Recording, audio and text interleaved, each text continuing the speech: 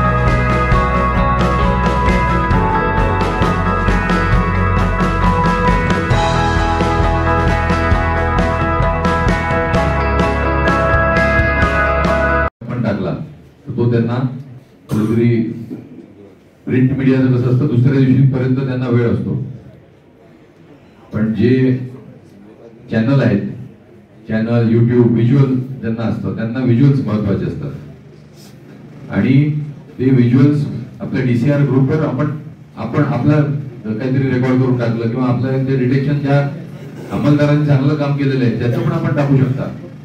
त्याच्या खाली नाव ते करून टाकायचं की हा असा माणूस आहे, यांनी काम केलेलं आहे। त्यामुळे आपण जेवढी माहिती द्याल आणि जेवढे चांगल्या प्रकारे माहिती द्याल तेवढं पोलीस डिपार्टमेंटचं काम चांगलं प्रोजेक्ट होईल।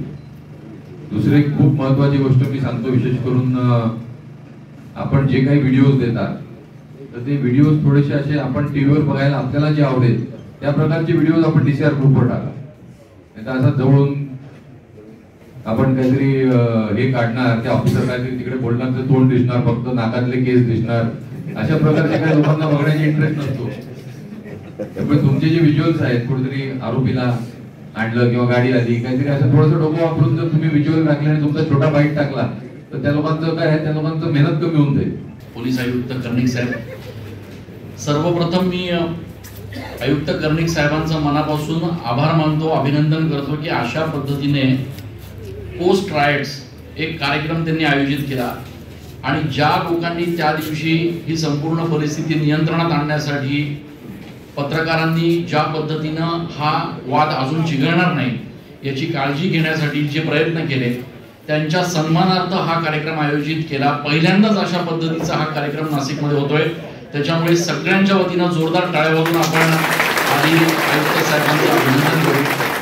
सगळ्यात महत्वाचं, ह्या अशा राईट सिच्युएशन मध्ये 3 टप्पे महत्वाचे असतात। त्याच्यामध्ये सगळ्यात पहिले मॉब कंट्रोलिंग, त्याच्यानंतर जो मॉब कंट्रोल झालेला आहे त्याच्यानंतरचं जे डिटेक्शन आहे, त्याच्यानंतर जे अरेस्ट्स आहेत, इन्व्हेस्टिगेशन आहे ते, आणि सगळ्यात शेवटी म्हणजे हा संपूर्ण दंगलीचा प्रकार घडून गेल्यानंतर जे 2 समाज तणावात आहेत त्यांना शांत करणं, त्यांना सामंजस्याने समजून सांगणं।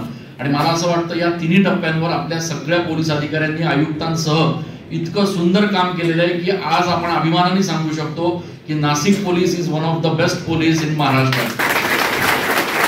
लोकशास्त्र न्यूजसाठी बंटी आढाव, नाशिक।